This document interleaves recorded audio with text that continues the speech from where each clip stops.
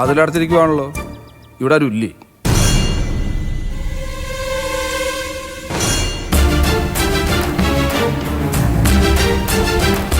ആ, അങ്കിൾ ഇവിടെ ഉണ്ടായിരുന്നല്ലേ?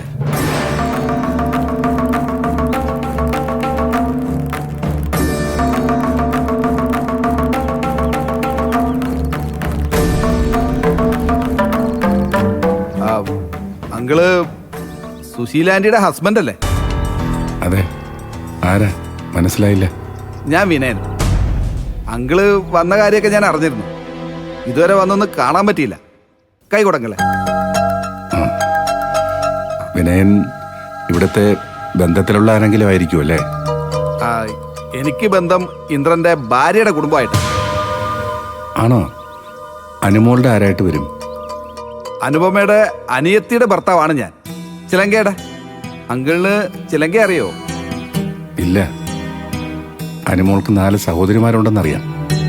ആരെയും ഇതുവരെ കണ്ടിട്ടില്ല. ഇനിയിപ്പോ ചിലങ്ക അങ്കിളിന് കാണാൻ പറ്റില്ല. അവള് പോയി, ഇപ്പൊ സിംഗപ്പൂരില. ഇനിയിപ്പോ എന്ന് വരുമെന്ന് ആർക്കറിയാം. അലകള് ഇവിടെ വേറെ ആരുമില്ലേ? എല്ലാരും എങ്ങോട്ട് പോയി? വാതിലൊക്കെ അടച്ചിട്ടിരിക്കുന്നു. സുശീലാകത്തുണ്ടോന്ന് തോന്നുന്നു. കുളിക്കോ മറ്റോ ആയിരിക്കും. ബാക്കിയുള്ളവര് അവരവരുടെ കാര്യങ്ങൾക്കായി പോയി. വിനയനിരിക്കെ. അങ്ങളിരിക്കെ. ഗൾഫിൽ എവിടെ ആയിരുന്നു അങ്ങളെ? സൗദിയില്. ഓ, കടുത്ത നിയമാണല്ലേ അവിടെ? ജയിലിലൊക്കെ കിടന്നിട്ടുണ്ടെന്ന് കേട്ടു. ശരിക്കും അനുഭവിച്ചാണോ അല്ലേ? ഇനി അനുഭവിക്കാനൊന്നുമില്ലെന്ന് വേണമെങ്കിൽ പറയാം. ഞാനും കുറച്ചാള് ഗൾഫിൽ ജയിലിൽ കിടന്നിട്ടുണ്ടെങ്കിലേ. പക്ഷെ അത് ദുബായിലായിരുന്നു. അത് നാട്ടിൽ നിന്ന് വിളിച്ചോണ്ട് പോയവന്മാര് ചതിച്ചതാ.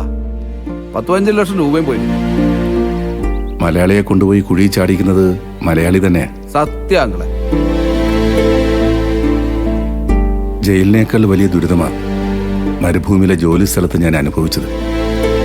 ഓ, ചുരുക്കം പറഞ്ഞ ഒരു ആട് ജീവിതം അല്ലേ? ഓ, ഒന്നും പറയണ്ട.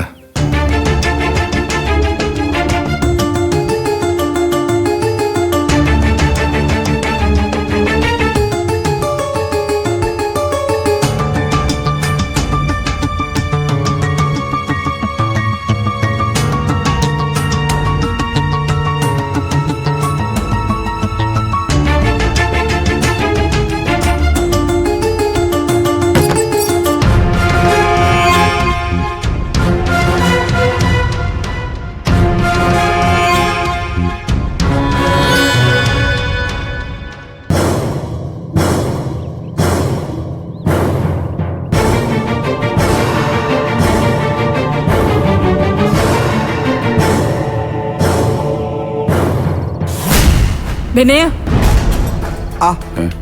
ആന്റി, നീ വന്നിട്ട് കുറെ നേരം ആയോ? കുറച്ചു നേരം ആയി ആന്റി. ആന്റി കുളിക്കാവോന്ന് അങ്കിള് പറഞ്ഞു.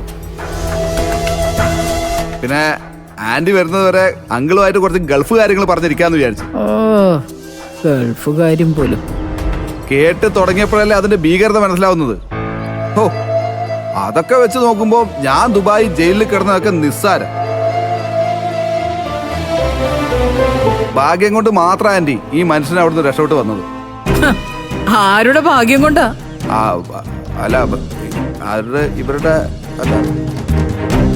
നീങ്ങു വന്നേ. ഞാൻ നീങ്ങു വാ. അങ്ങളെ വരാട്ടോ.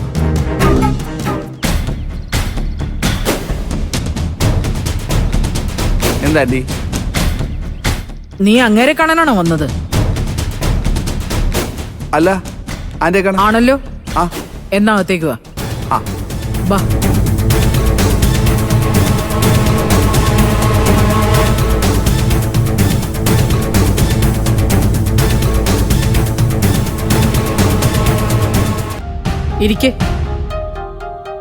ഇരിക്കടാ.